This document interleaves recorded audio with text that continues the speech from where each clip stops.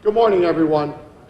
Welcome to the fiscal year 2017 Town of Fairfield Board of Finance open forum for public comment. We welcome you all here today. We thank you for coming. We look forward to hearing what you have to say. Important note, as we've announced in previous years, I'm sure there'll be differences of opinion related to different topics we'll discuss today.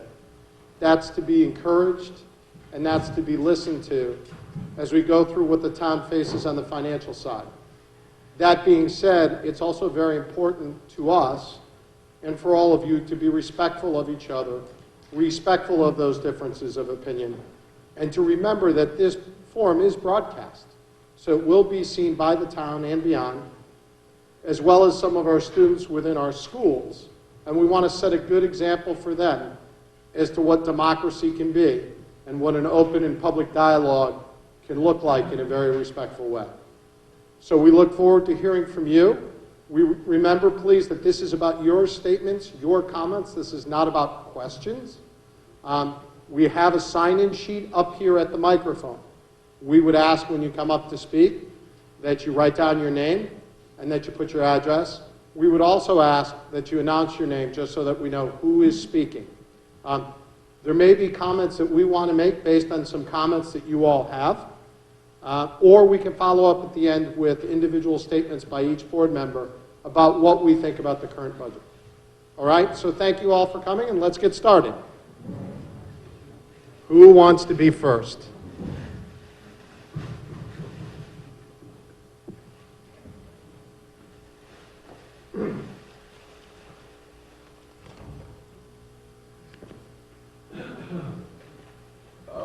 Ladies and gentlemen, you may have to adjust the microphone so it works properly. Okay.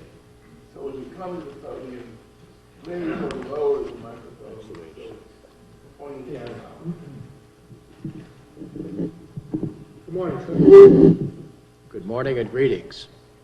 My name's Gordon McKenzie. I'm a resident of Fairfield. I'm a senior. I'm a concerned taxpayer, and I'm a voter. The point I want to make is to ask you to keep in mind that most seniors live on a reduced income after retiring, and that their income is relatively fixed. At the same time, for many seniors, the biggest living costs we face are not only the town's high property taxes, which are a result of the town's past excessive budget growth, but also the impact of federal and state income taxes. Connecticut is a difficult state to retire in, and it's not just property taxes. Only 5 months ago, Kiplinger magazine published their rankings by state on what their overall tax burden is to seniors. This includes state income tax on income, including Social Security, IRAs, pensions, plus property taxes as a percentage of assessed market value, sales taxes, and inheritance tax. Connecticut ranks next to last, exceeded only by the People's Republic of Vermont. Well over half the states do not tax Social Security income at all. This even includes our neighbors, New York, New Jersey, Massachusetts, and Pennsylvania. And of course, there is Florida, which has no state income taxes at all, and to which many of our town and state citizens retire to, or spend 6 months in a day to avoid Connecticut income tax. In addition, as all of you surely know, Connecticut's state finances are in a shambles. The state already has a budget deficit of almost $3 billion over the next 3 years, and we now have the highest state debt per capita in the country. This can only mean, again, higher state income taxes are on the way. Also, there is the certainty that the state will now start to cut funding support to municipalities in Connecticut, and this, of course, includes Fairfield. This means that in your next town budget meeting, you are going to need to add additional funds in the budget to make up for this shortfall. With these facts in mind, I ask you to step up now to a 0% increase in the town budget for this year, knowing that what is coming down in the months ahead is going to be a negative impact on your next budget plan. We, particularly seniors, are getting fed up with a significant and relentless tax increases that impact our quality of life in Fairfield. Thank you. Thank you very much.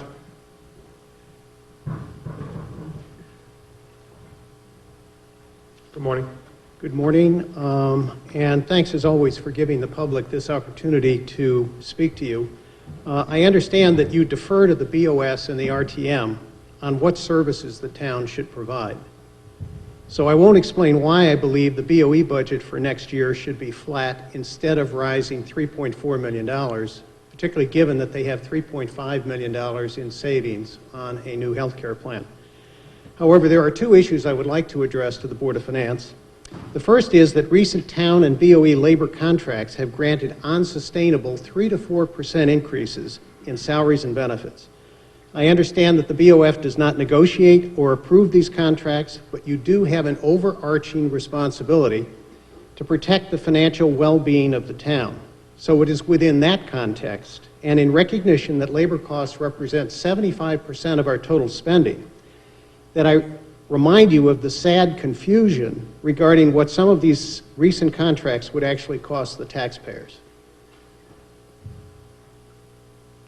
Please apply your financial expertise to ensure that the full cost of any new contracts is accurately presented to the other town boards and bodies. The second issue is that the town is at a significant risk because of its huge liabilities for retirement benefits, even though our pension plans seem well funded.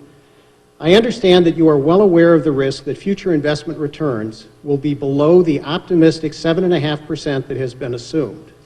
However, I urge you to educate the community about the magnitude of the risks we face and what we can do about them. A relatively modest reduction in the investment return assumption from 7.5% to 6% would more than double our current $14 million annual cost, which would require a 5% tax increase. The far greater risk is a sharp drop in the stock market and zero returns for an extended period, in which case the town's financial well-being would be seriously threatened. There are only 3 ways to control this risk: eliminate defined benefit plans for all new employees, reduce pension and health care benefits to more reasonable levels, and finally, require both active and retired employees to contribute substantially more to the cost of these benefits. Thank you very much. Thank you. Who would like to speak next?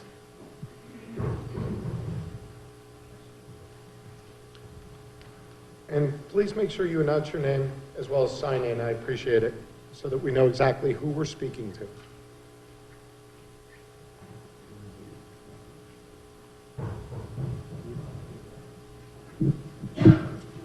Good morning. My name is Pat McMonigal. I'm a resident of the town. My wife and I are residents, and we are taxpayers. This is a terrific town. It has a lot to offer. However, there's an ongoing town tax burden imposed by the town disproportionate to what I think are the benefits and value being derived from living in this town. I think there's been a disconnect for the last 15 years between taxes and spending versus the cost of living. There are state tax and spend burdens, there are high income taxes, high business taxes in this state, heavy business regulatory burdens. Connecticut ranks very low on a scale comparing it to other states from a tax, regulatory, and business attractiveness basis.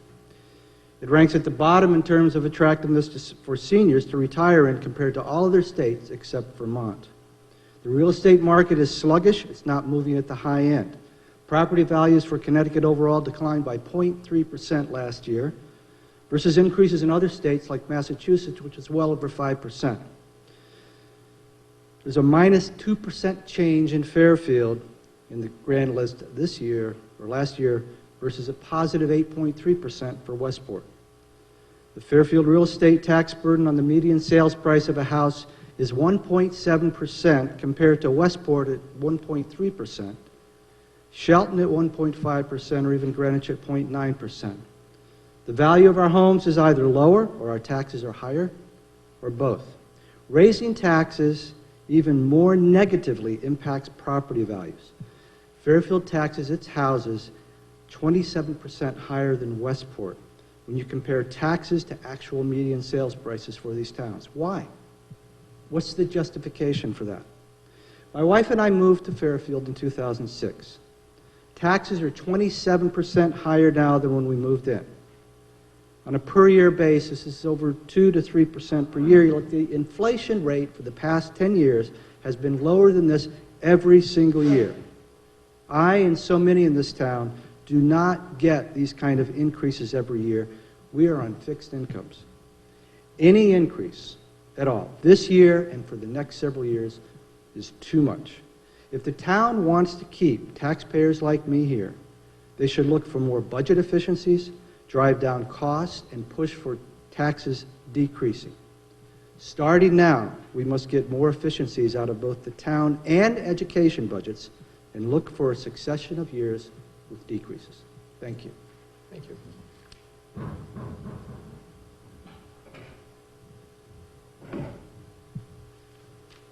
Morning, Steve Baker. Thank you for your service. Thank you. I ask that you please pass the budget as presented. I know that we look at the budget as a town side and the Board of Education side when looking at increases from the previous years, but in the end, there's only one number that's used to determine a mill rate. This year, it's exceptionally low. Unexpected expenses arise as well as unexpected savings. Please take this opportunity when looking at the Board of Education side to let us catch up with the district improvement plan, with the needed textbooks, maintenance, technology, and curriculum that have been passed over or got in previous years. And I also ask that if the budget comes before you with cuts from other town bodies, I ask that you please restore them. Thank you. Thank you very much, and if you could sign in, I appreciate that.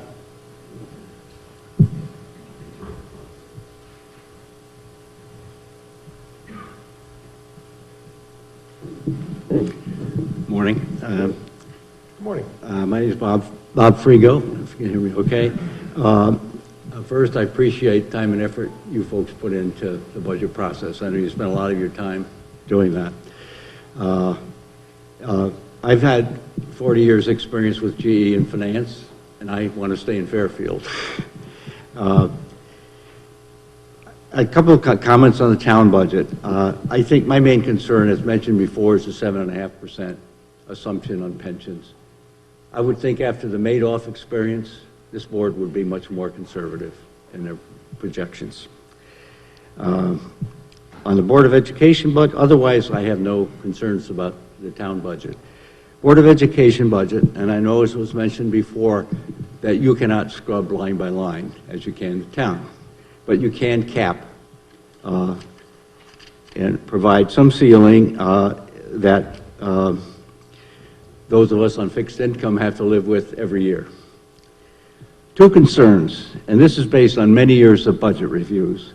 It's common for an organization whenever they have a windfall, like the Board of Ed with the healthcare costs. Guess what? They come up with programs that more than offset that. Every organization does this in the budget process to sustain their level of spending. That's a normal practice. The second is the message that was included by the superintendent in his letter. He said, in the past 7 years, budget increases have not covered our fixed cost. This is very misleading because in the short term, I agree that most costs are fixed in the short term. But in the long term, and 7 years is a fairly long stretch, most costs are variable. You can change things in the long term. And that's my basic request of you folks, is that, for God's sakes, come up with a long-range financial plan for this town. It's long overdue, and with GE leaving, we better do something on that. But anyway, thank you again for your service. Thank you very much. If I might, I just want to address a couple of comments in there. Sure. Just for points of clarification for the general audience. In terms of the 7.5% return on investment, I think many members of this board, including myself, have expressed concern over that percentage. We do not control that relationship with the actuaries who use those percentages. That is actually controlled by a separate board in town, which is the pension board, which actually works very closely with both the actuaries as well as the investment advisors to manage those funds. What we do as a result of the Madoff situation of a number of years ago, is we have insisted on quarterly reports to our board from the pension board so that we can understand the investment mix, the current rates of return, and how that fund is being managed, as, if you will, an additional oversight. And they've actually been very good partners, that is the pension board, at working with us on that. In addition, I know that the pension board itself, in this next fiscal year, is going to undergo a review of all their assumptions, including the 7.5%, as you correctly point out, to make sure that they're comfortable not just with that assumption, but with the age assumptions, the lifespan assumptions, the salary assumptions, and all those items, so that we can strive to be as accurate as possible. So I thank you very much for your comment, and it doesn't go unnoticed. I also just want to address something, because we're talking about it a lot, in terms of the Board of Education and the quote-unquote windfall. We had a long discussion about that at our meeting, at the meeting when we went through the Board of Education budget. The one item I do want to bring up, because I do want to give credit where credit's due to both the administration and the Board of Education on this point, that windfall didn't just come their way. It was actively managed. The administration went out and contacted the state and looked at the options to get them in that plan, looked at what the financial benefits to get them in the plan was, and then actively negotiated with many labor unions that come under the Board of Education, come under the Education Administration, and got those unions to sign off on switching from their current benefits provider to the state's plan that allowed that quote-unquote windfall. And I only correct it, it doesn't go against your point, but I don't want the general public to view that this just came in their direction without some really proactive management and some heavy lifting on their part. And we owe them a debt of gratitude for all their hard work in getting that done. And that's my only point on that. The rest of your point is very valid. Thanks, but it is a separate issue, though. I'm not saying it is. Okay. Windfall implies it just Okay, happens. yeah. Right? Okay. And it didn't Yes. just happen. They made it happen, and they deserve a lot of credit for that. That's my only point. Okay? Thanks very much. Thank you, and could you please sign in? And it was good to see you again. Who is next?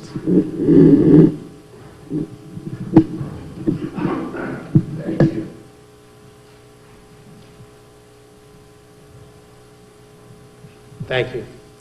Good morning. Good morning. My name is Kate Daniela. I live on Shrub Oak Lane. I've been living in Fairfield since 1982.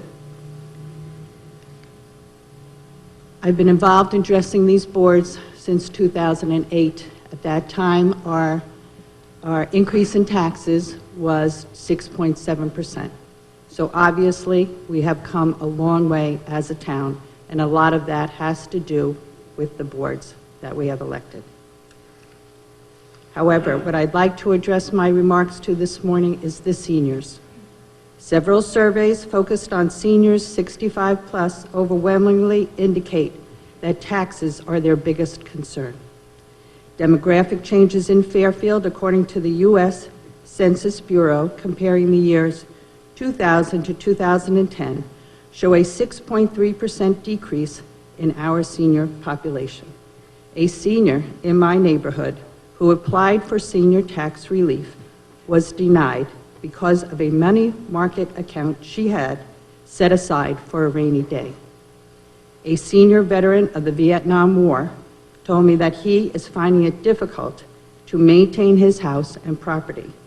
I personally feel, as you do, that seniors are an important resource in Fairfield.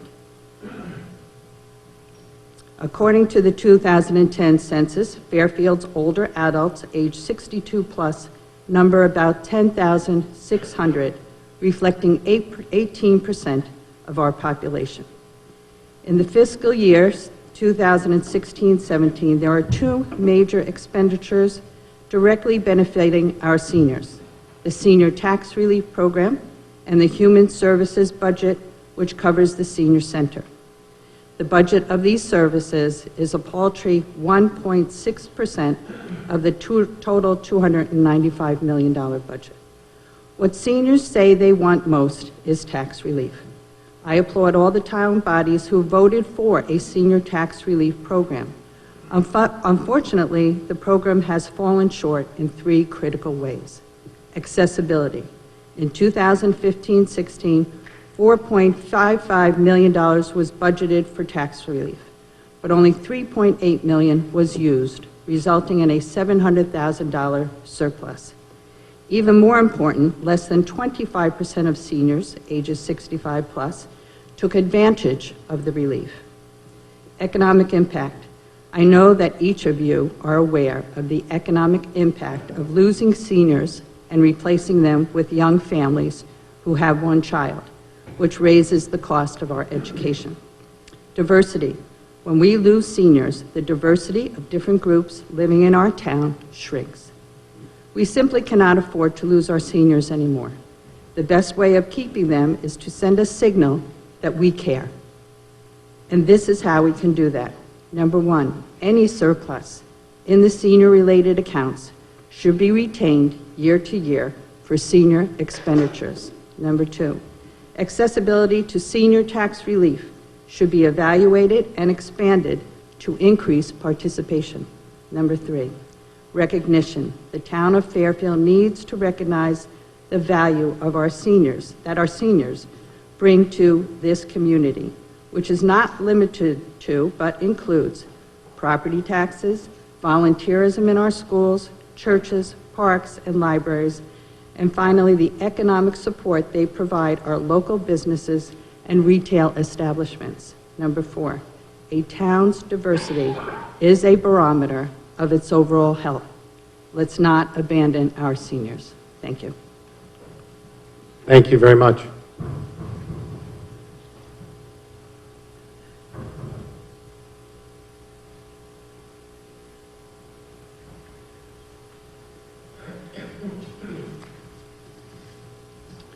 Good morning. Good morning. Again, thank you. I'm Jim Bohan. I've lived in Fairfield for 50 years. I'm at 51 Station Street in Southport. GE's leaving is Exhibit 1 in the powerful case to moderate government spending at every level. And we're doing this very well. On the town side, excellent. On the Board of Education side, as you say, managing that reduction in healthcare costs, that's terrific, and we're grateful for that. But instead of raising spending, the Board of Education should accept the challenge to manage our schools with the $161,200,000 with which they have most successfully managed the schools this year. Thanks to the healthcare savings, for which we're most grateful, a flat Board of Education budget allows a 1.1% increase in their other expenses, which to me seems more than sufficient with when enrollment is down 1%. I need to remind each of you how grateful all of us would be for a 1.1% increase in our family or business budgets.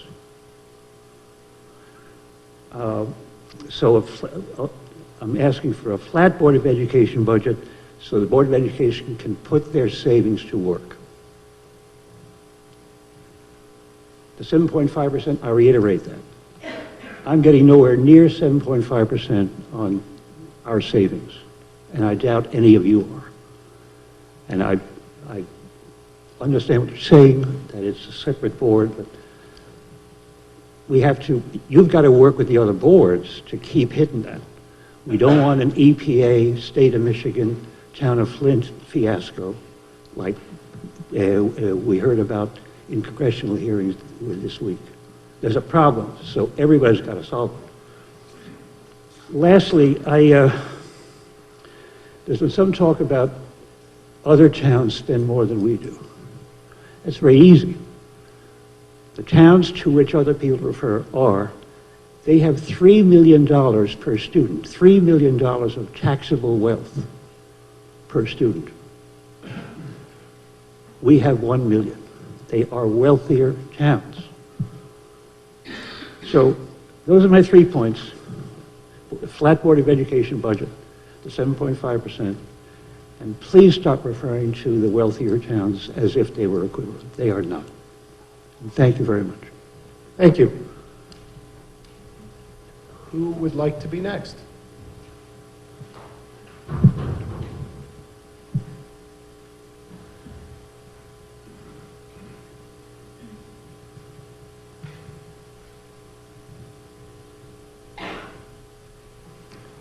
Good morning. My name is Frank Sahagian. I live in Chelsea Street in Fairfield.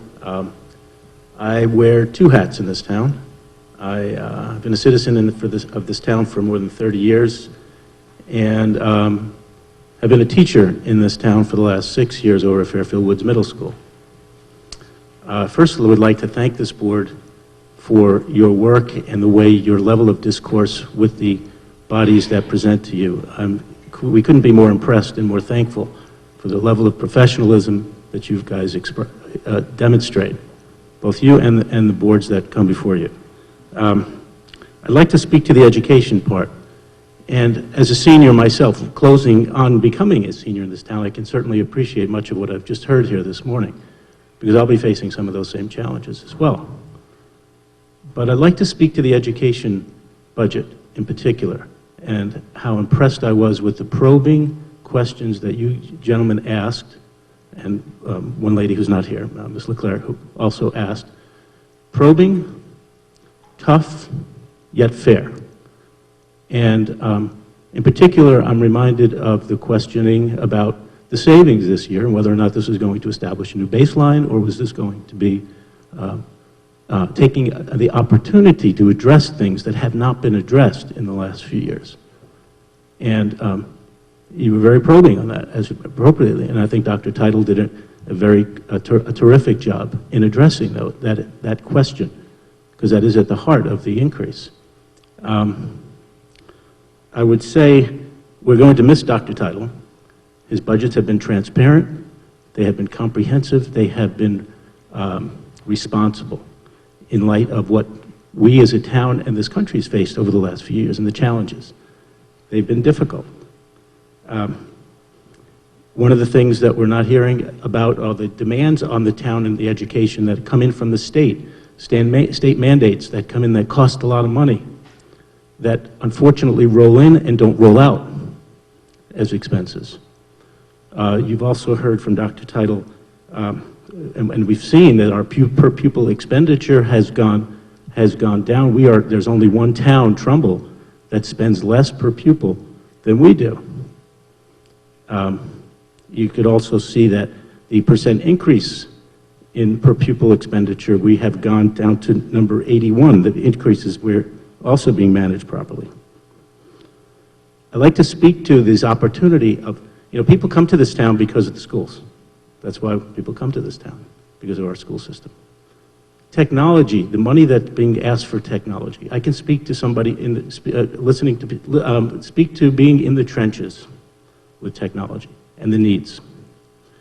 As you know, there are new curriculums. The textbook we use in social studies in 8th grade is over 10 years old. We're rewriting a curriculum, and we're getting a new textbook, and some of the benefits of a new textbook are the online capabilities, which are fabulous. And as I watched it, all I could do was lament at our inability to use the technology with the textbooks. I don't have a hub in my classroom for internet access. So although we have laptops and computers, what good are they? I can't use them, because it'll take 20 minutes for a student to log on in a 45-minute class. So there's not hubs for technology for wireless internet in every classroom. This is the 21st century. The bandwidth cannot support the demands. These are the kinds of things that we have sacrificed as an educational budget to try to address, and rightfully so. That's the place where it comes. Technology costs money, I get it, and as a former business person, I know hardware usually was capitalized, and they then depreciated, expensed as you went through the year. But this has to come out of an operating budget, and that's expensive, and it's very difficult and challenging to do that. So we paid a big price technologically. I can speak to it firsthand. So if anybody would like to see about efficiencies that what we were faced with in the classroom, I would encourage and welcome anybody to shadow me in the day of a teacher to see what we're faced with and see if there's any inefficiencies that you see. I come from business in the past. There are very, very few inefficiencies. The challenges are incredible. So I think this budget is very responsible. It is not wasteful, and I appreciate Mr. Flynn's comments about this was not a windfall, and it clearly wasn't, but it is an opportunity for us to take advantage, to correct our education, to get us back on track educationally wise. And I thank you for your time. Thank you very much. Please.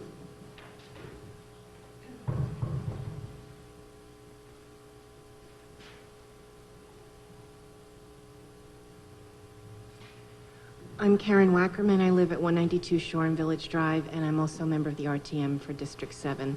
And I don't think I can be nearly as articulate as the previous speaker, but I completely support what he said. And I think Dr. Teitel gave this town a wonderful gift in his last year here. This was an opportunity to make up for a lot of shortages and problems that the school system has had, and it's going to be a wonderful gift. And yet, still, the budget is lower than it's been in years. And I strongly hope that you support it, and thank you for, I know how much time you've been spending on this, so thank you very much.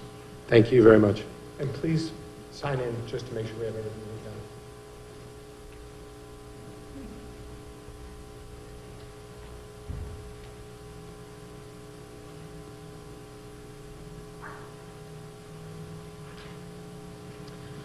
done. Hi, my name is Caroline Smith. I live at 43 Nichols Ave in Fairfield, and I'm also a teacher at Fairfield Ward. I can offer a little more insight into what it's like in the schools. I have a hole in the floor of my classroom that goes down into the basement, and it's been deemed not necessary to be fixed yet because we don't have the money for it just yet. It's not a big hole, nobody's going to fall through it, but there's still a hole in the floor of my classroom. I've had to bring in my own USB drives to have run as extra memory for my desktop computer that cannot run the technology software for the smartboard that was purchased on a grant. I have the most phenomenal, wonderful students, and I've had to apply for grants to get technology to start an app developers club for them because there's been no support because we don't have the technology. So technology is a big thing that we're hoping to upgrade with this, and I would love to be able to turn my computer on and have it turn all the way on within 30 minutes. I think that would be cool. And I teach physics, so Newtonian mechanics hasn't changed very much. However, the examples in the book are examples that my students don't understand because they don't know what a tape deck is, because the book is quite old. And the majority of the lab supplies that I use to teach my students, I've purchased from Stop and Shop. We do a lot of labs with styrofoam cups, ping pong balls, and again, physics is throwing things, rolling things. But the stuff that I ordered this year, we didn't have money for. So even though none of my problems are in the budget to be fixed, I know that the struggles when you don't have a textbook that you can really reference. I understand when your technology doesn't work, and I know that there are teachers all across the district that feel this way. And I know what wonderful students we have, and I know the disservice we're doing to them if we don't take this opportunity to invest in their education. And like other people have mentioned, the state of Connecticut is having a hard time with their own budget, and I don't see us having this opportunity to make these upgrades again that we desperately need. Thank you. Thank you.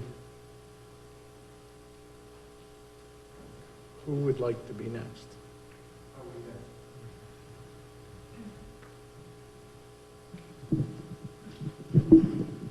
Hi, I'm Herb Limecoulter. I live on Spruce Street. Have been in the town for 20 years. I'd like to thank all of you for your service, especially at budget time. Your two-a-week marathon sessions, are many of which we've had a chance to watch, have been a real testimony to your dedication. If you want to say entertaining.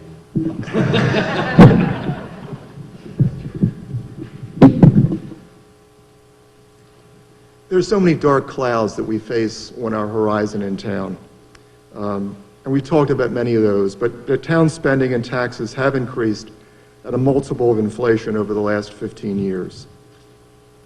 And this year, our tax base, our grand list, is down 2% before any direct or indirect impact is felt from the GE departure. By comparison, Westport's grand list is up 8%. So what this means is that anyone who got no change in his or her valuation or assessment faces a likely 2% tax increase just from that impact. The local real estate market is lagging, and the high end is really not moving at all. Our state finances are a scandal with huge deficits and no apparent political will to do anything about it. We'll all bear this burden. The First Selectman has tried to moderate tax increases, but this year's proposed 1.1% increase results from a number of one-off adjustments, and the underlying cost drivers continue unabated. Town employees and teachers continue to get 3% salary increases, plus rich defined benefit plans, plus employee benefits with a no layoff policy. Despite the market disparity with the private sector, we seem to have no will to address this issue. The BOE has asked for $5.7 million in new non-healthcare spending, $4.2 million net of health. On the other hand, seniors will get no increase in Social Security benefits this year, none. That's because inflation for the benchmark period last year was effectively zero. Something seems wrong, seems almost unjust with this picture. During troubled times, families are supposed to work together to pull in their belts. The right decision is no overall increase in spending, no overall increase this year after making some fix to our underfunded pension obligations. Thanks. Thank you. Anyone else like to speak at this point?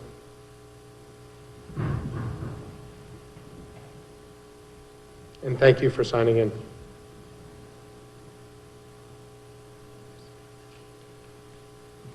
My name is Mary Kay Frost. I live at 220 Deepwood Road in Fairfield.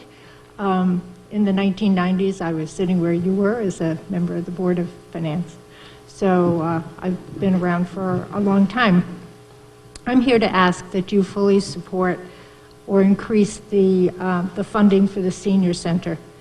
So an earlier speaker said that people come to town for the schools, but the reason that seniors stay in the town often is because of the senior center. It's the friends they make here at the senior center, it's the exercise classes that they can take for free, and it's the lifetime learner classes that stimulate their minds. All three things very important to keep seniors in good shape and in town. I retired in February, and I joined the senior center, and I was totally amazed by the range of programs that were available. Been able to reconnect with many old PTA friends and to make many new friends as well. Every morning I go to the senior center and I take a variety of exercise classes that, according to my husband, have made me much more toned. And in the fall, winter, and spring, I take lifetime learner classes. There have been some ranging from the American Songbook to this springtime where we're going to have economic policy in the new economy. There are morning and afternoon classes every day. They are self-funded. We have, in between the fall and the winter classes so far, there have been 519 people who have taken lifetime learner classes at the senior center, keeping their minds active. So I also want to mention a neighbor of mine, Jim, whose husband died about 5-6 years ago. And he goes to the seniors in his 80s, late 80s, I think. He goes to the senior center every day. He has a meal in the middle of the day. I see him all the time at the pool table. He has made a range of friends, and I think it's the senior center that has kept him in good shape, that gives him the nutrition he needs during the day, so that he can just have a light breakfast and dinner, and has kept him in his home. And when you look at what it costs to keep him as a senior in his house versus what it costs to have a home that has 1.4 children or whatever, it's a much better bargain for the town to make sure that there's that mix of seniors and young people in the town. So I ask you to continue to support, and perhaps the number of people who have gone to this, members in the senior center, just in the time that since February when I retired, it's really increased. I think as the word spreads about what is available there, people really are amazed, and they're joining, and basically, other than the cost of the bus, I think it's the budget has remained somewhat flat. So if you could see what you can do to keep us seniors in town, we'd appreciate it. Thanks so much. Thank you very much, and most importantly, thank you for your past service to the town. And we have a seat up here if you'd like. Can't stay out at night as well as I used to. But having just come off Mr. of- Stone would drive you. Oh, okay. After just serving 2 5-year terms on the parking authority, I'm looking for a break, but then I'd be willing to come back. Thank you so much. Anyone else?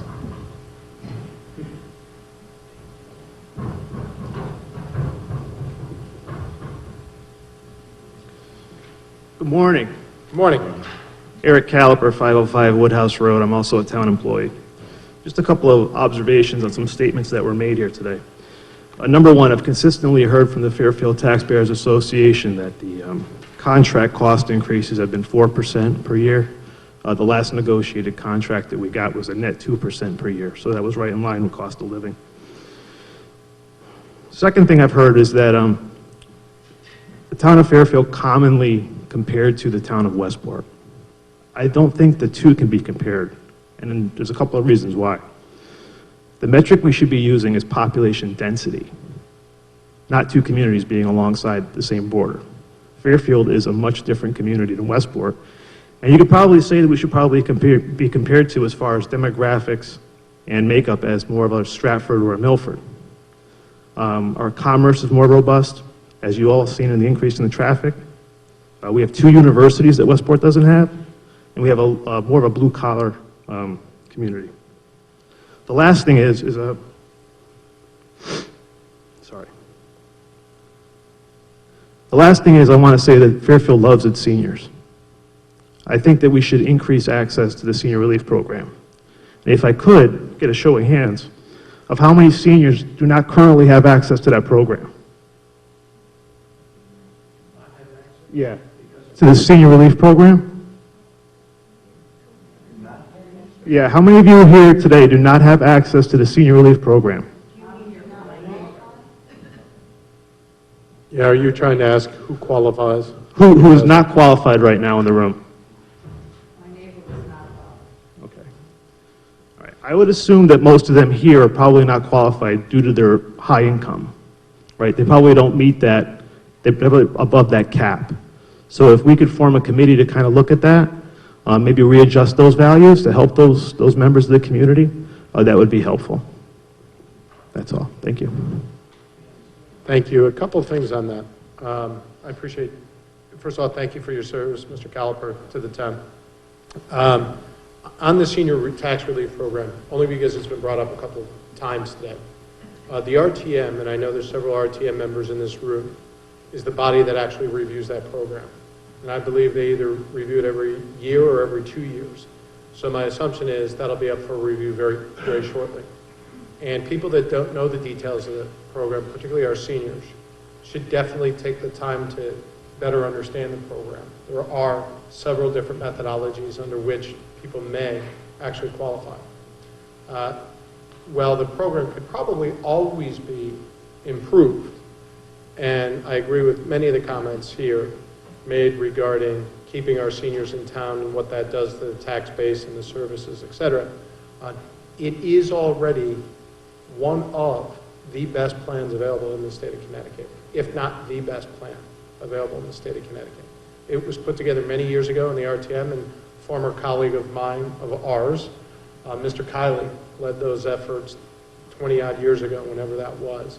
And it is the RTM that is the body that reviews that program. I don't know if anybody on this board, Mr. Walsh, I know you were a longtime member of the RTM. Do you have anything you want to add to that? No, I just know that it's been every 2 years, so it's been increasing continually. I have no idea. I keep hearing it's the best in the state. Yeah. But I have no way to baseline that. Maybe the first election can find that out and compare it to other towns and give ABCMC or CCM to take a look at that. I'm just not sure where we stand in that program. Yeah. Yeah, go ahead, Mr. McCarthy. You can come to the... This is Representative McCarthy is here. Maybe, I know you've worked hard on this, so feel free to have... Yes, Tom McCarthy. I'm on the RTM, and for the past 4 years, I've been the chair of Senior Tax Relief. You should know that the RTM did a major rewrite. I think he does. Sorry. 2 years ago, the RTM did a major rewrite of the qualifications for financial in a number of different areas, and our goal was to widen that aperture to allow more seniors eligibility, because we did hear anecdotally about situations where someone, for example, have to draw down their 401k in order to pay higher taxes, and in so doing disqualified themselves for senior tax relief. So we did a number of different things. 4 years ago, it was a two-tiered system. We eliminated that. We peeled back that onion and said, well, what's going on? Why is it a two-tiered system? And we found out it was because across the board, all taxes tend to be two-tiered. It didn't make sense in this case because you're being taxed on one piece of property, so we eliminated that. That increased the amount of tax relief. The other thing we did was we increased the holdings for property, and we increased the aperture for income. And then the other thing we did, we made the program in a sense self-adjusting, because before it was based on dollar amounts. We then shifted that so it's now a percentage of the tax you pay. So as you pay more tax, you get more relief. So we did essentially a major rework, restructured completely the program itself 2 years ago. And as members of the board have explained to you, at the beginning of January, each and every year, a new committee for reviewing tax relief is appointed, and this year's no different. So we do have a new committee. They will look at tax relief. They will look at a number of different things. Probably this year they're going to go deeply into the application itself, and to whatever extent we can help the tax assessor in the specifics of how it's applied. So I think, yeah, to your point, we heard all those things 4 years ago, and we heard it in a number of different, broad spectrum of different flavors, and we addressed each and every one.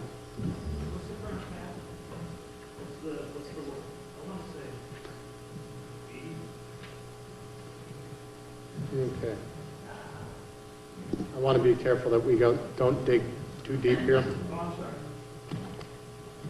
How about if I take this offline with you if I answer all your questions? Thank you, Mr. McCarthy. Please. Gaylord Meyer, 51 Spruce Street. I'm here as a taxpayer. I respect the work that you do, and I feel that my frustration as an ex-RTM member, as I know it was felt by others, that we would receive these budgets that you had approved, but felt that the buck really stops here, that you had the ability to cut or to increase or keep the same.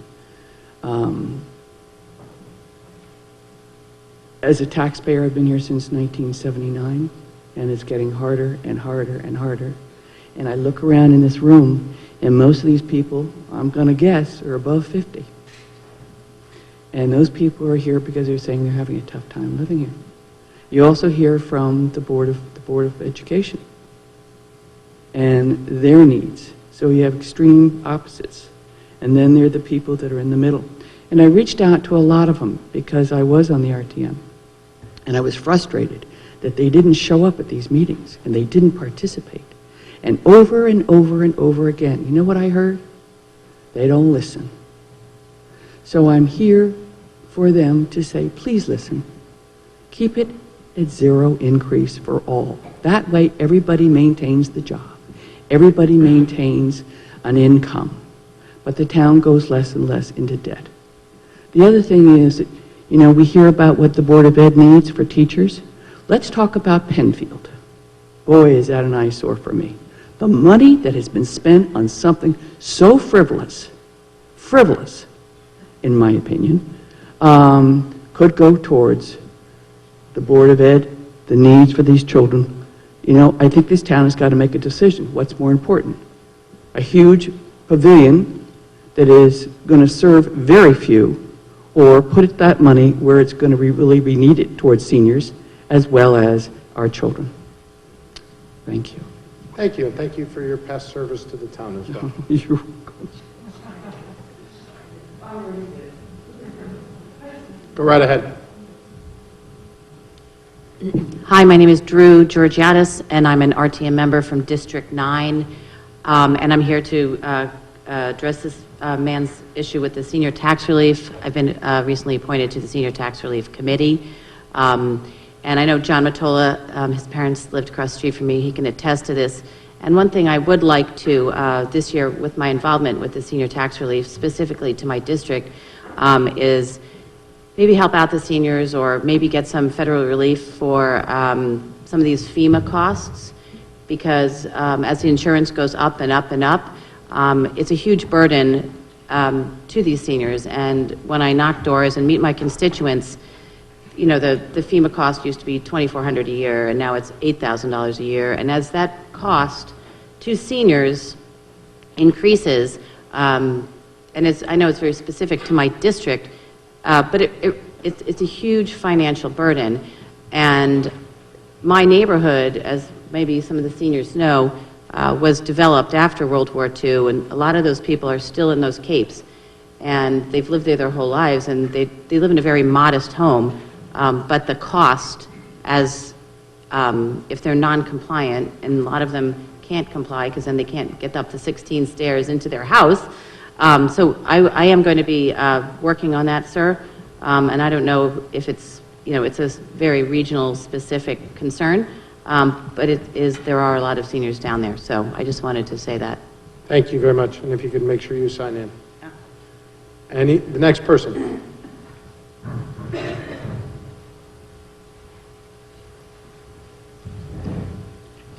Hi, I'm Helen Devanzo, Jennings Road, and I'd like to thank you for the service that you provide to the town and the many hours that you've spent this month particularly. And I have to admit, first time in public, I am a senior. Okay, it's senior morning. And I absolutely support reinvestment in the school system when the funds are available. My children are long out of the school system, but I appreciate what was done for them, and I fully accept the responsibility to continue that. Also, when I was on the RTM, I, had a vote on senior tax relief. And what I will say about that is we do have a very generous program. I researched it, and I think that I agree with Chairman Flynn's comments about how generous the program is, and the only change in that I would support, and I think it would have to be phased in for economic considerations, would be a deferral program where that seniors would have the opportunity, essentially, have a lien on their property for the amount of the taxes. It's worked successfully in other towns, Westport being one, and that would allow people to stay if they chose to stay. I totally reject the idea that, well, that's my son's inheritance, as was said to me. So my daughter at the time owned a house in town, and the taxes do not go away. Somebody else has to pay them. So I don't see that we should spread that if someone has an asset from which they can take it. I've been doing volunteer income tax returns at the Senior Center for years, and I would like to compliment the tax assessor for having someone in the center right now so that when we do someone's taxes, they just have to walk across the room and somebody helps them get their tax relief. So it has expanded opportunities for the program, made it easier, and the people there appreciate it. And basically what I came as a library supporter, and I would like to say that seniors get a lot more out of this town than Human Services and the Senior Center. They get fire, they get police, my roads are paved, all sorts of services, and the library is one of them. Just a little fact, 817,000 books, materials were taken out of the library last year. Incredible. 42,000 people attended programs at the library last year. There were 1,800 programs at the library last year. There is a program that we have museum passes, so you can take out a museum pass, and all different museums have different things. Sometimes you get in free, sometimes you have to pay a few bucks, and limited one person, two person, whatever. But I was taking a museum pass out recently, and I was trying to catch the 9:20 train. So I was there at 9 o'clock, and as I was waiting for the door to open at 9 o'clock, all sorts of people, mostly seniors, because who else has time at 9 o'clock in the morning, were ambling and waiting for the library to open. So I would just like to leave you with those thoughts, and again, thank you for your service. Thank you. Mrs. Devanzo's being a bit humble. She was actually a member of this board as well, so this is like old home week for the Board of Finance here. And thank you so much for your continued service to the town. Who would like to be next?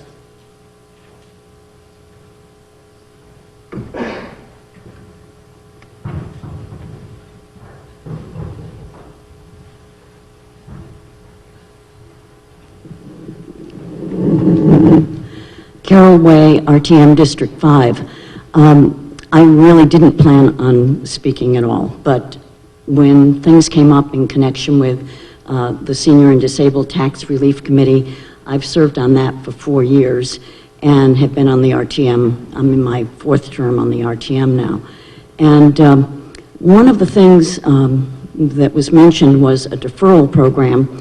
We actually do have a deferral program, and this is something that most of the seniors do not partake of because they really feel that they don't want a lien placed on their property. And, you know, it would make it a possibility for them to stay in their home. They could defer the taxes until death or the sale of the home, and they have chosen not to do it. I think our figures have actually dropped in that area. And in some other areas, the figures have dropped, even though you've stated that it is a generous program, and as this state goes, it's a generous program. Right. But really, Connecticut does not have a very generous program for seniors. I know of people who have moved from New Jersey where once they reached a certain age and they had resided for a certain number of years, their taxes were frozen. And they did not have any increases in their taxes. There are many other states where there is a homestead credit. We don't have anything like that here. And what I did find, too, is that because I lived in the beach area for 18 years, and I personally, as a single individual, I downsized because of my taxes, because of the flood insurance, and so on. What I have found there is that some people have been caught in kind of a squeeze where they're making just $1,000 or $2,000 more than, you know, what makes them eligible to freeze their taxes. I had someone who ended up raising her house because she was required to, and suddenly with the new assessment, her taxes are going to be so much higher, and yet she can't freeze them, which she would like to do just for a 5-year period, because she's earning $1,000 or $2,000 more. So I'm going to continue on the Tax Relief Committee for Seniors and Disabled, and I'm hoping that some of those little discrepancies really can be adjusted in the next 2 years when we work on this. Thank you very much. Anyway, thank you very much for all the work that you do. We all know what it takes to be in public service, and of course we do it for the big pay. Thank you for your service. Anyone else? You can both, please come on down. Yeah, it's okay, you can come on down as well. Good morning. My name is Elizabeth Zesma, and I am on the RTM from District 4. I'm in my second term, so I know how hard you guys work, and thank you so much for what you do. Your thoughtful deliberation, your really careful assessment of what our town needs and what we can afford. And I think that you perfectly reflect what most people here are saying. We are very much in line, I think, with where we should be. And I want to thank First Selectman Tetro and the administration for continuously, over the last, we're going in our 5th year, reducing the increase in our taxes. This is what people are asking for. It's what they're getting.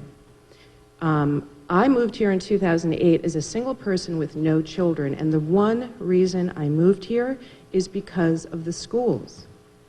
I knew moving to a town that had a world-class school system was going to maintain the quality of life, the value of my property, and attract the kind of people who could appreciate a town like Fairfield without paying for the housing that you have to pay for in Westport, where we're endlessly compared.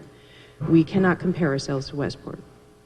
But now, as somebody who is 5 years from being a senior, I appreciate what this town does for seniors, and it has only increased in its scope to help seniors stay here in an affordable manner and to keep the diversity of our town alive. And the diversity is what really, in my mind, makes us shine. It's diversity of housing, which, yes, means that our tax base is not the same as Westport or Darien or New Canaan or Greenwich. But what we do with our dollars is amazing. However, I want to say, to hear a teacher come up here and tell us, 2 teachers, tell us that, number one, we are not providing the current level of technology that we need. General Electric did not move from this town because of taxes. They moved for 2 reasons: a change in their business model, and the primary driving factor of that was technology. So if we're sitting here saying that we can't provide, a modicum of what we should be doing with technology in our schools, that is a huge misstep. So I appreciate that people want to keep costs down, but our library is not where it should be. We have the busiest branch library in the state of Connecticut. Maybe it alternates to number 2 from time to time. Cutting those services also cuts services to seniors and to our students and to our families, and it's another reason that people move here. So we need to continue on the path that we're on. Again, thank you to what you do, to the administration, to the Board of Education, to Dr. Title, for keeping our costs as low as possible, not sacrificing services, and continuing to keep Fairfield a very desirable town. And I hope that we can continue to do that. And it is my pleasure to serve the town. The longer I lived here and the more I realized what a special place it was, I was determined to give back to the town, and it's my honor to represent my constituents. Thank you very much. Thank you. Thank you for your service. Please. And thank you for waiting patiently. Hi, Jen Jacobson. Do you have my address? If you put it there. Oh, okay. I also wasn't planning on speaking today, but in listening to everyone's comments, I just wanted to relate to the fact that I spent a lot of time in Hartford watching what comes down the pike from the state level. And in recent years, so much has changed and been mandated upon us that we haven't been able to actually implement properly because we don't actually have the right tools. We have now implemented a new accountability program at the state that is mandated upon us, half of which is based on online testing. That's half of those points come from that. And it starts in 3rd grade, and they don't have the textbooks for that. So the state has now expectations for us that from 3rd grade up, more points are given for how many kids go into AP and take those tests, and pass them at a certain level, we won't get those points because as the teacher who spoke to the physics, we don't have the right textbook for that either. So from the beginning end to the end, we actually don't have what is expected of us to implement what we're all going to be rated on. What passed last year was that each school is going to be given a 1 to 5 rating based on all of those point systems. And what is working its way through the legislature this session is that the district will now get a rating 1 to 5. As done in Florida and other states, A to F, our properties will be labeled 1, 2, 3, 4, or 5 eventually. And as everyone knows, when people are moving, they look for A. So my feeling is that I understand how difficult it is right now for everyone, but we have not kept up with the outcomes that we are expected to deliver. And so my question for you is, how do we deliver those outcomes if we don't have staff, textbooks, and technology to do that? Thank you. Anyone else?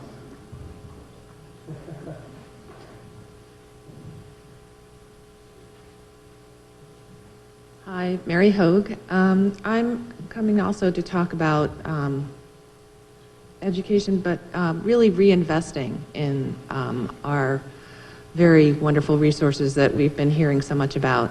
One of the things that I'm concerned is that we have an amazing cost savings in our education budget this year, and it's very tempting to reduce taxes, and it's a very short-term goal to reduce taxes versus a long-term loss of the ability to take those monies and reinvest and get so much more for them. So I'm really hoping that we can listen to someone who just spoke, who seems to be very knowledgeable about how that need is there and somewhat hidden, but also clearly on the horizon. And if we don't invest in our education, including the technology, and looking forward and making sure our school district is at the level that we want to get it to, including following our district improvement plan. I think that that's really so valuable and an important concept to remember that a decision made today affects things for a very long time. Thank you. Thank you very much.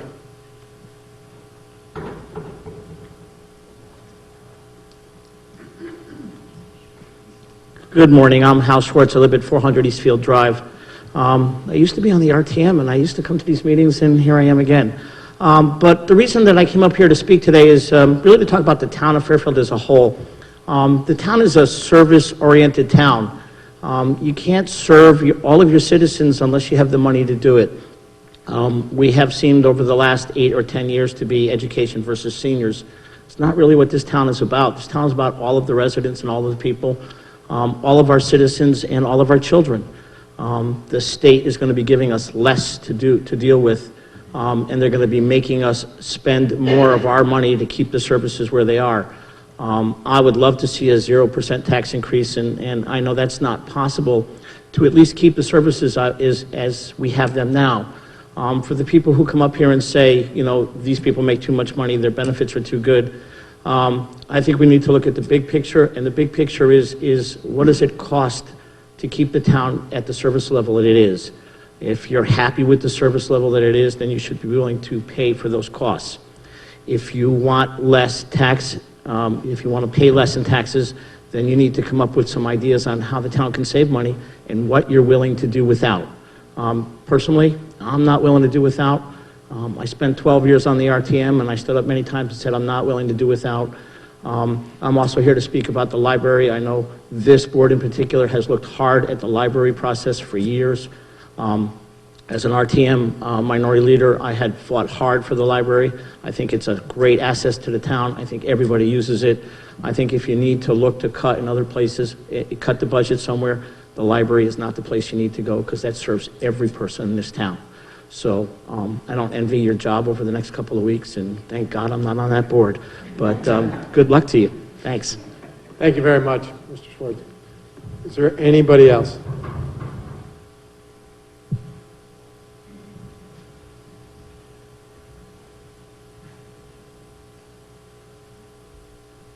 Hi, good morning. My name is Tara Shea. I am a Fairfield resident, 229 Alberta Street. I am also a teacher in the district at Holland Hill School. I teach 5th grade. I also have a student at North Stratfield School and a student at Fairfield Woods Elementary School. So everything that you're deciding today in the budget relates to me in some way. I've never come to one of these meetings before, so this is my first time sitting here. Some of the reasons that I have come, obviously, being on social media, I've been hearing a lot of information from this Fairfield taxpayer group. Being in the union, I've heard a lot of push from that school side. And being stuck in the middle, hearing both sides of it. I know as a young family in this town, we purchased our house in 2002, that it is difficult, the cost of living, to keep up in this town. Why did we come here? For this schools, for this safety for our children. These are the reasons that people are coming to the school system. If you think about in the other way, these groups that are saying, freeze our salaries, cut the pensions, cut all this stuff. I graduated from Fairfield University with a 4.0 GPA. I have thousands invested in my education. We come here to Fairfield because of these things that you offer. When you continually start to cut the programs, you are going to lose that choice that you have for those teachers who are so willing in your district to put their families aside, who work all day and come home and do all the extra stuff that it takes to be a teacher. And they're going to have to go and choose. If my salary and everything is cut, how do you continue to live in this area? It becomes really difficult. Teaching in the school with what somebody else said before, with the Common Core and the different changes that are coming down the system, not having that math textbook for my 5th graders, how much that impacts them. I am lucky for my 2nd grader that I understand these strategies. I understand the differences in the math program, that when he comes home, if he has a problem, I can sit down and I can teach him. But for so many parents out there who don't understand it, having that textbook is key for them to be able to help their children at home, for children to be able to come home and have that reference, that material, for the continual changes that keep happening in the language arts. It's not being given to us with the right materials to go with it. They give you a new unit. Having the materials to teach that unit has either become a burden on teachers finding the materials to teach that unit, that they need funding. And if this is that one-time opportunity when the healthcare savings is low to make these updates to these things that we need to run to keep the system going, we support that because that's what the children need. That's why we are here. People have come here for the education. People have come here for the safety and security of their families.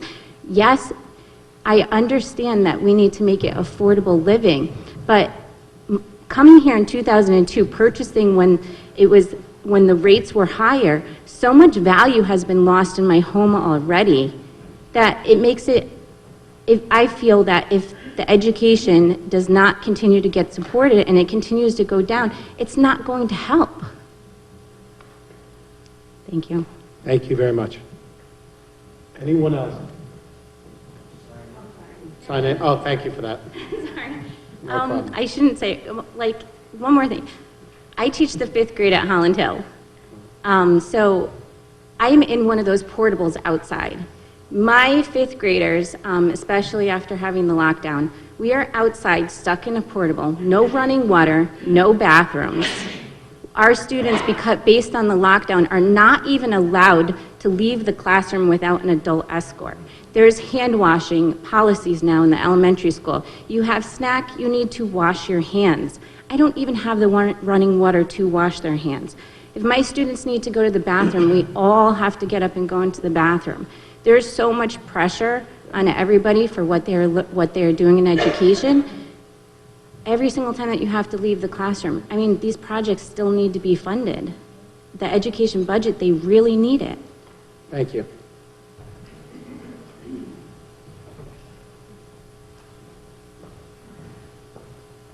Hi there. My name is Mary Kostoulis. I'm a lifetime Fairfield resident, 61 Woodland Road. And I just wanted to speak, I'm not here to talk about taxes, I'm not here to talk about anything financial, just the emotional impact and the lifelong impact on the Fairfield Woods Library, the branch library. It's about 5 minutes from my house, and I grew up at that library. My mom was a huge reader, and we would always go when I was little to the library. It was our 1 week. We always had it on the calendar, and it was always an adventure. It was time for she and I to share things. A love of reading, but also a love of books. And when I was, as an adult, there's a book I always read. I bought this book as an adult because I probably took it out twice a month. And I found it as an adult, and it was because of the people at the library. Later on, the library sent me to Europe. As an elementary school kid, they had a summer reading program, and it started week after school got out. You went in every week. They gave you a little passport, and these days it was mimeographed, and it was purple ink. And you went in, you spun like a roulette wheel, and you figured out what country you were going to. France, Germany, Greece, Italy. And at the end of the summer, you got your passport stamped, you got a picture taken, and the picture was on the wall, and it was a Polaroid picture, which is sort of an indication of how long it goes to. Went to college, went to Boston, and then moved back here as an adult, and I've been able to take part in a number of different programs. One of them is a craft studio, the other one is a sewing program that they have. And you can come in, bring your projects, work on them, and my first project there was, I decided to replace the zipper on a coat. I asked the people who were there, I was like, can you help me do this? They're like, it's a lot of work, but if you want to do it, you can do it. And they taught me valuable lessons, and I also learned never replace a winter coat in the middle of March because it's cold there.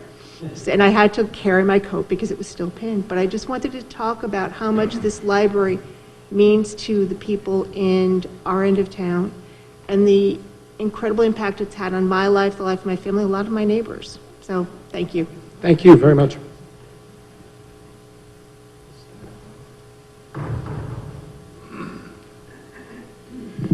Good morning, gentlemen. Good morning.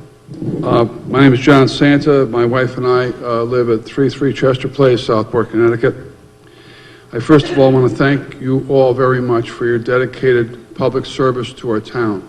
You ought to be highly commended for that. You don't have to do this, and you do it, and we appreciate it very much.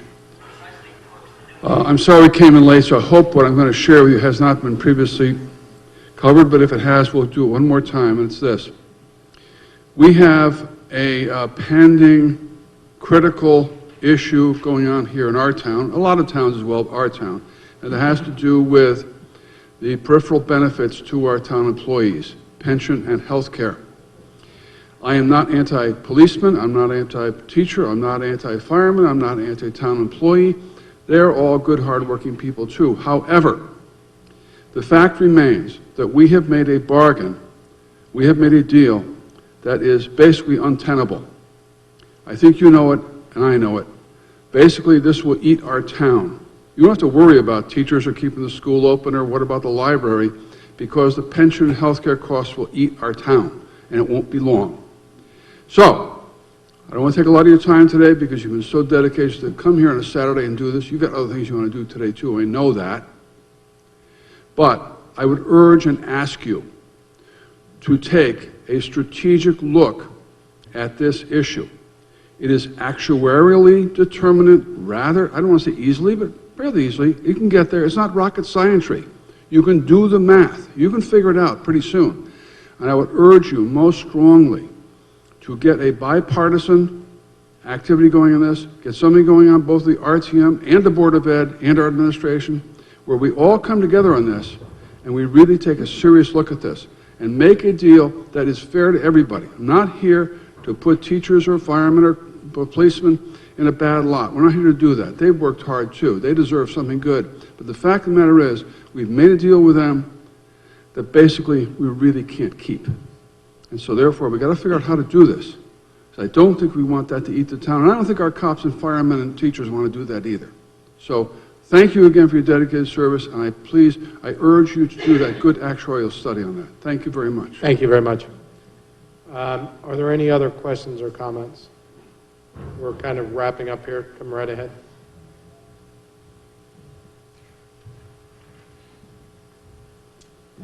Yeah, Bob Smoller, I'm the president of the Fairfield Education Association, Teachers Union, and I do want to thank you guys for the tremendous service that you provide to the town, and also the amazing discourse. I did have a chance to sit in the meeting, the joint Board of Finance, Board of Selectmen meeting, and I thought the discourse was really, terrific, and to the benefit of the town, so I want to thank you.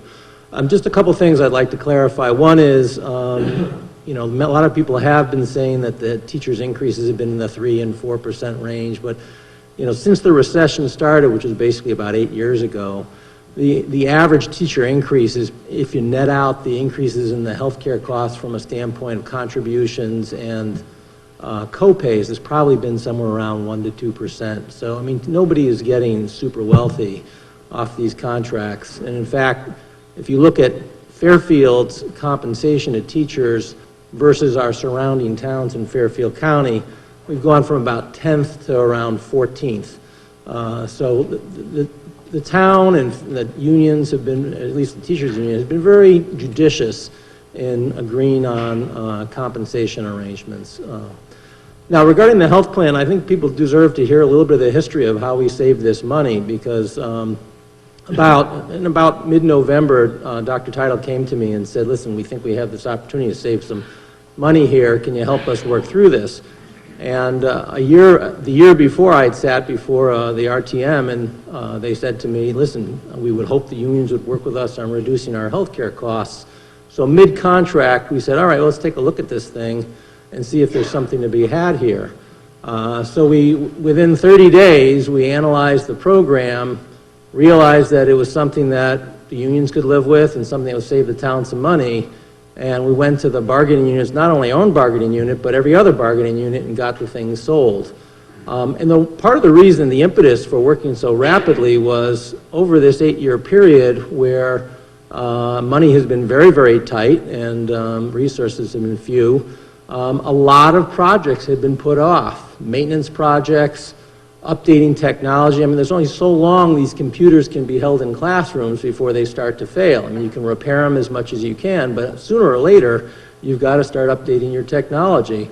And so this was the one opportunity to keep the increases in the EDGE budget within reasonable levels and catch up on a lot of what we've been postponing for literally 7-8 years now, including putting things like world language back into elementary schools. Here we live in a global society, and we don't have world language down to the middle schools. We have too many kids sitting in study halls because we don't have the teachers for the elective classes in the high school. We don't have a lot of the equipment in the music program to include some kids there. So, I think, the impetus for trying to save all this money was, here's our chance. Here's our chance to finally catch up, improve or turn over some of this technology that is wearing down, get some of these maintenance projects that have been put off and put off and put off completed, and also restore some of the programs that have been cut back in 2009, 2008, 2009, 2010, when the resources were few. So my question is, if not now, when the town budget would only go up about 1.1% increase, if not now, when do you do these things? Or do you wait till everything fails, our buildings start falling apart, and then you end up with a much bigger increase down the road?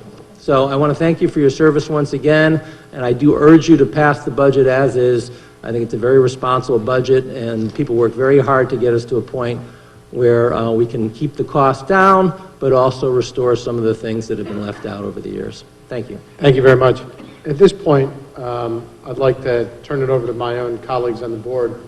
And I was a poor host earlier because I didn't introduce them, so I'm going to take a brief second and do that. To my far right is Mr. Hopkins and Mr. Mottola, Mr. Stone. Turning on my far left is Mr. Walsh, Mr. Becker, and Mr. DeWitt. We had two members who had previous engagements and send their regrets and not being able to be here. They were both work-related, and they felt bad of not being able to be here, but it could not be avoided. At this time, I'd like to start at my far right and give my colleagues the opportunity to make any comments that they might want to make on the budget. So I'll start with Mr. Hopkins. Thank you. I just want to comment that I've been in town government now for 6 years. This is my first budget season on the board, but I've been through budget seasons before on the RTM. And so far this year, my observations from having interviewed numerous town department heads in our meetings and from having worked with the First Selectman and heard from the Board of Ed is that this is a pretty tight budget. I see the Board of Ed asking for more money even after the savings that they achieved in the health plan, but I have to support the idea that there is a lot of capital outlay that has to be done this year because we've been putting it off for a lot of years. And I've been in the RTM meetings where we've been told about what's been put off. So it's something that has to be put forward. I want to compliment both this board as well as the administration for the hard work that's been done in making this a tight budget. The professionalism that I see coming from the department heads and the work that they do to try to achieve efficiencies has been very, very impressive.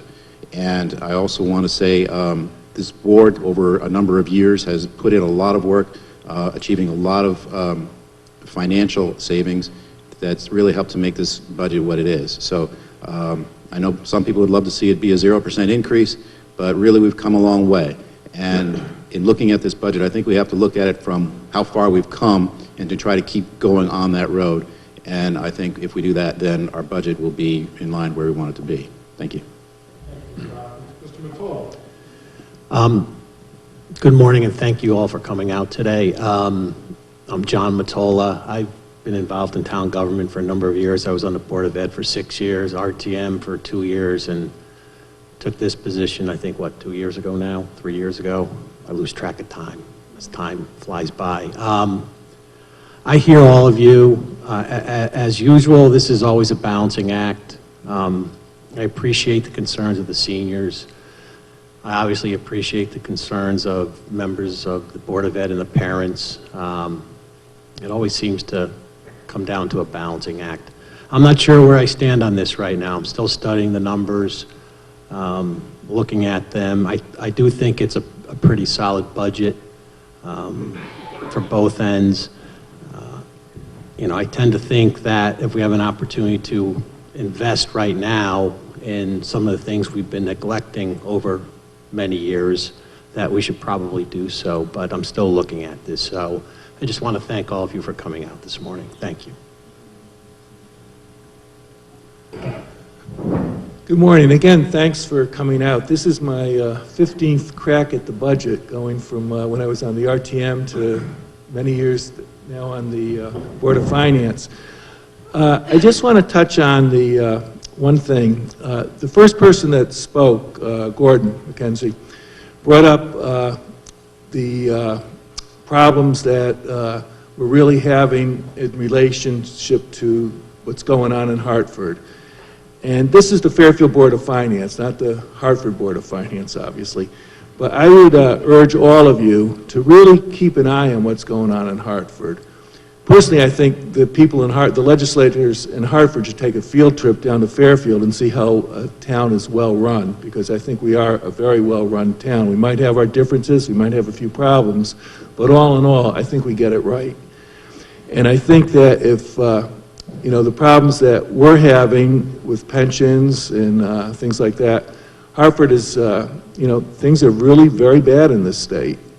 And I think as members of the public, you should really keep an eye on what's going on, because it's affecting us a lot more than what's going on in Fairfield.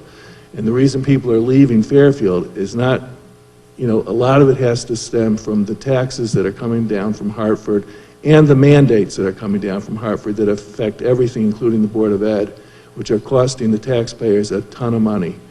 And just keep an eye on that. And again, I really appreciate you coming down, coming out. And I know a lot of you don't go to the meetings because you watch it on Fair TV, and I think that's great too. But keep on Hartford. Thanks. Good morning. This budget year and the discussions are a lot about opportunities. And I guess every budget year is about opportunities and challenges. And this budget is not without challenges. And it's nice that we can talk about our opportunities. We have an opportunity on the Board of Ed side.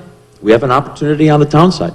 The opportunity on the Board of Ed side with medical is fully cleared by the unions, the bargaining units. The opportunity on the town side is not. That's factored into this budget. There were a lot of good points that came out today. And one person talked about a long-range financial plan. And if you ever come to our meetings or ever watch us, you'll see everyone on this board asking for that every year. We could not agree more. Please impress upon your Board of Selectmen that that is something you want to have done, because we wholeheartedly agree with that and are very willing to participate in that process. Regarding the Board of Ed this year, I want to echo someone's comments about what Dr. Teitel did this year. I think he did a great job. He said to us this year what the gentleman articulated here a few minutes ago. If not this year, when? Well, that's a great question, and it made me think long and hard about it. I don't have any other answer than this is the year we have to do this. If this is a catch-up year, it's a catch-up year, but we're not going to have a windfall, an opportunity like this in the foreseeable future again. So I think this overall budget is a solid budget. I give Mr. Tetreault a lot of credit, balancing the town side and the Board of Ed side fairly, frankly, and I look forward to the next couple weeks in getting us to signing. Thank you. Good morning. On my end, I believe this is the 7th budget and that I've worked on, and I can remember the days of larger increases and a lot of work down. And I think on our end, in a lot of ways, the departments have been certainly kind of reeled in from some of those days, and a lot of the contracts have been, and there's always still ongoing work. One of the areas I think, and it was alluded to a little bit earlier, that at least concerns me still with this budget, and I think we're going to have to tackle that a little bit, and if not this year, it's going to come up in the future, would be the rate of return issue on the pension side, and kind of the liabilities going out, and whether or not the town side bargaining units do go for the health insurance change, and ultimately that's their decision, and I'll respect it either way, but the assumption was put into this budget that they would, and if they don't, that's going to have some ramifications within the budget, and that goes from the way this was put together from the very beginning. So I think that what we're left with in a 1% sort of year is some of the bigger structural things, and sort of that looking forward, and certainly that plan is hopefully going to come at some point, because we ask for it regularly, and we've allotted funds to be able to make that happen, and haven't seen that, and really do need to have that. We do need to have that happen.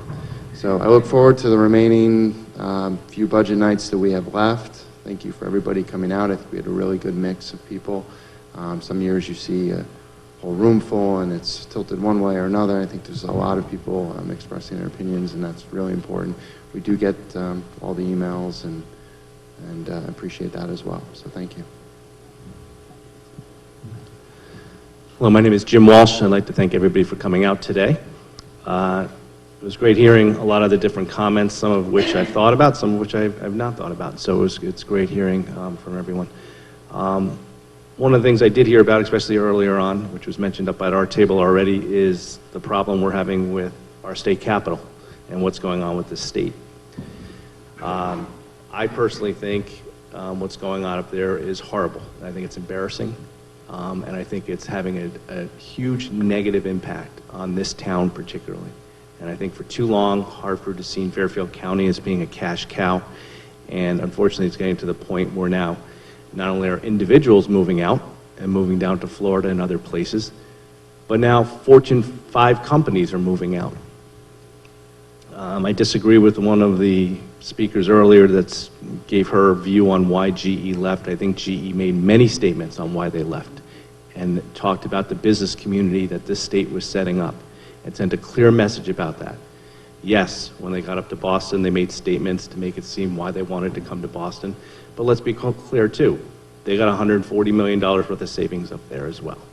But we have businesses that are leaving here all the time, that are being lured to other states, and that is concerning. We've got to create a more business-oriented, we've got to become a more business-oriented state. We've got to start figuring out where our policies went off track and changing them, because it is having huge problems that are being forced down onto the municipalities, and that has not ended. I mean, there was just an article in the Hartford Courant this week talking about how the state is going to be cutting even more municipal funds. So that's going to put more pressure on us. We're looking at revenues in our budget for this year that we're hoping for. But now, when we're hearing about what's going on in Hartford, the state's thinking about cutting them, because despite having the largest tax increases in this state's history, we're still having record deficits every year because the state is not cutting their spending. So we have a huge amount of unfunded mandates. A lot of this is coming to the Board of Ed and to other areas of town. We're all getting hit with these taxes from the state. It's hitting seniors extremely hard. But I'm not seeing any cuts that the state is making in their spending. And this state has become a horrible place to retire in, and everyone realizes it, and people are leaving because of it. Our seniors are leaving because of it. In regards to this board's role, one of the speakers earlier said the buck stops here. The charter is extremely clear. There's really 3 boards that look at it. If you want to say a 4th, the Board of Education. But the first selectman came up with a budget. The Board of Selectmen then reviews that budget and can increase it or decrease it. It comes to our board then as a recommendation, and we can increase it or decrease it. But the RTM has the last roll, and they can cut anything they want out of that budget. But the RTM also has a bigger role. This is a frustration we have. We control probably, I don't know, Tom, 80% of the budget? 20% of the budget. 80% is fixed. We control 20% of the budget because the rest is set by union contracts and employee benefits. We have no role whatsoever, this board, in setting what salaries are, what benefits are. That's all done by union contract. That's done with the RTM.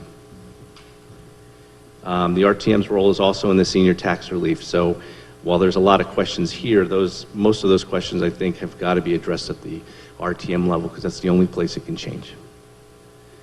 We have a balancing act going on in this town, as one of our members said up here today. And one of the biggest changes this year is the savings in the health insurance, which on paper look great, and I hope it's sustainable. But let's talk about that for a second. On the Board of Ed side, when I saw the huge savings that were being made, I thought, this is great. I should be seeing a budget that's either flat or negative based on these savings. But we did not. Their actual increase, if you look at the savings that they're spending, is north of 3%, almost closer to 4%. I understand, and I actually trust Dr. Title a lot, and I understand some of the catch-up. There has been definitely years where the budget pressures have caused things not to be purchased, technology not to be purchased, and I guess I'm in favor of the catch-up as long as I know that the catch-up is not creating a new baseline of that level of spending. And that's something I'm concerned about. Are those levels going to go down in those lines the next year, or are they going to stay the same? I'm all for understanding the catch-up. I understand it. I think we should probably do it. However, when I'm sitting here next year, am I going to be seeing another increase of 3% on top of what we just gave? That's one of the balancing acts I'm going through and looking at that budget. I'm also concerned as we go forward with increases, because with this savings, there also wasn't an increase in insurance that we would have normally had before. So that was another built-in form of savings. Then next year when they come to us and the increase is a lot larger, and we do have to pay an increase in tax, an increase in insurance on their side, are we going to see a stress on what programs we may be adding on to now? I mean, I understand the world language. I understand that the model is to get the world languages to go all the way down to the kindergarten. So it's more programming adding on over the next couple of years. But are we adding something on that we're going to have to take off if this model's unsustainable? So it's just things I'm looking at and I'm concerned about. However, I think it's great we got the savings. I think it's great we pay catch-up. I hear some of these teachers who have been before us and the stresses that they have, and some of this technology has to be bought. I mean, it's embarrassing that we don't have Wi-Fi in these schools if they can't get onto it with their computers. But it's looking at the entire model, because I would like there to be more of a, I guess, a flatter expectation of what taxes are supposed to be, instead of just going up, going down, you know, because I think people in this town need to be able to budget and things like that. And I know for myself, if I'm going to see another large tax increase, and I'm afraid of that next year with some of the pressures I see coming. I mean, we got lucky this year with their debt service was down. Next year, it's going up by a lot of money. Next year, from the presentation we have, we're going to have to put a lot more money into pension.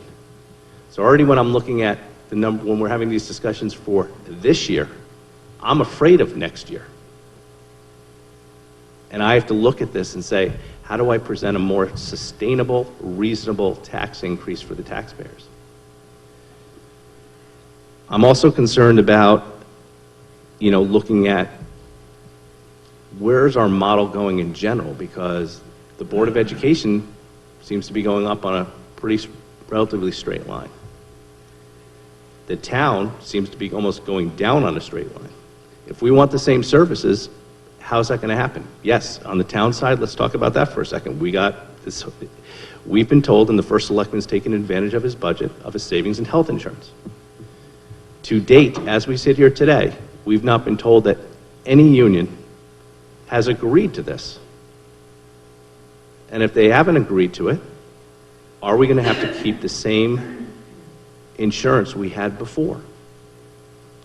And if we approve this budget the way the first selectman would like us to, the money won't be in there to pay for that insurance program. So, you know, we've taken this, you know, the first selectman seems to have taken the savings, but now I don't even know where we stand, and how do I vote on a budget that I don't even know what the health insurance for the town's going to be? Which unions are going to agree? Are all of them going to agree? If one doesn't agree, does the whole program go forward? There's a lot of uncertainty going on. But I'm also concerned that every year, it seems for the last 8 or 9 years, the town increases way down. We hit the town side first.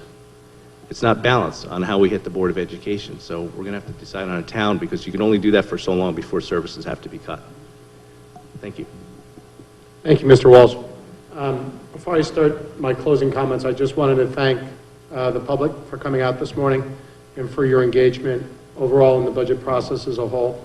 I'd also like to thank my colleagues on the board, not just for this morning, but for their good humor and for their diligence each night of our budget process throughout the month of March. It is quite draining, it is quite long, it is quite thorough, and it's actually nice to be surrounded by people that you enjoy their company and their intelligence and their intellect while you go through it. So thanks for that, and thanks for humoring me as well.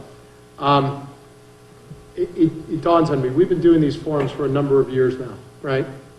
And we used to fight about number of police cars, right? We used to fight about turnout gear. We used to fight about $10,000 items, right? Those were what the discussions were. Look at how the level of discourse on our town budget has changed. Look at how now town citizens come before us and they're talking about pension. They're talking about medical retirement. They're talking about the long-term obligations of the town. That's something that this board has tried to do over the last 10 years, last 12 years.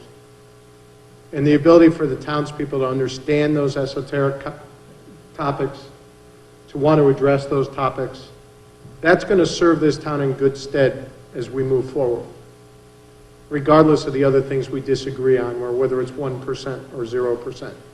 The fact that that dialogue is taking place at this level really encourages me as I go forward on this board.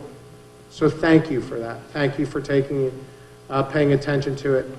Thank you for understanding it. And thank you for being concerned about it, because we are. Now, as I look at this budget, and it's been alluded to, and I just want to summarize. We're coming in here and we're saying that budget increase is a little bit over 1% right now. We're patting ourselves on the back and saying the administration did a good job, and I'm not trying to say they didn't do a good job. But the reality is we still haven't addressed the long-term fundamental issues, the structural issues of town government. I've been calling for a long time, with the support of many on this board, for a long-term strategic plan. Mr. Tetro finally put it in the budget last year, this year, and that committee is going to be formed relatively soon, so I'm told.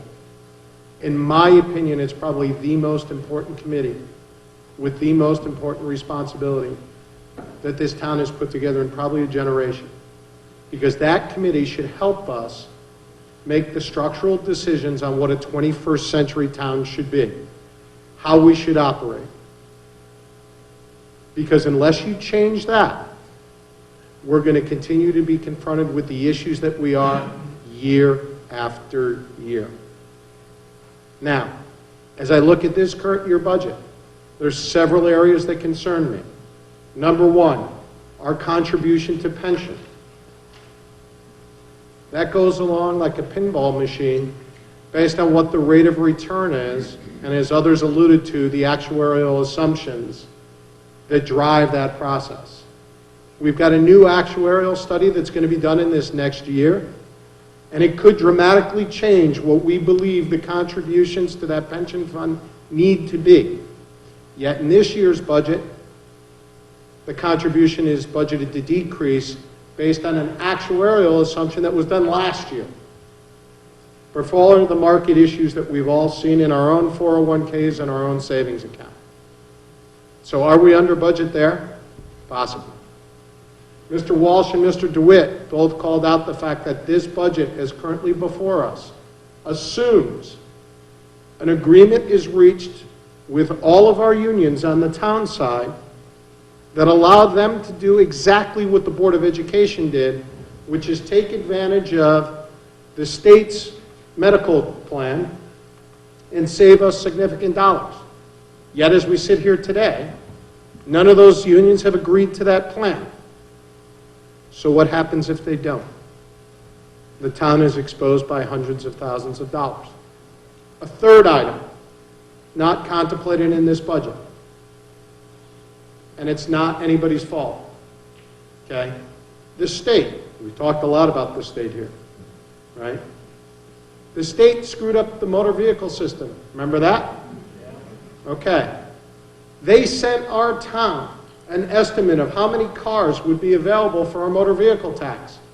They overstated it by some 2,000 cars, which means that in this budget, there's somewhere along the lines, and they're still working on the final numbers, but there's somewhere along the lines of $500,000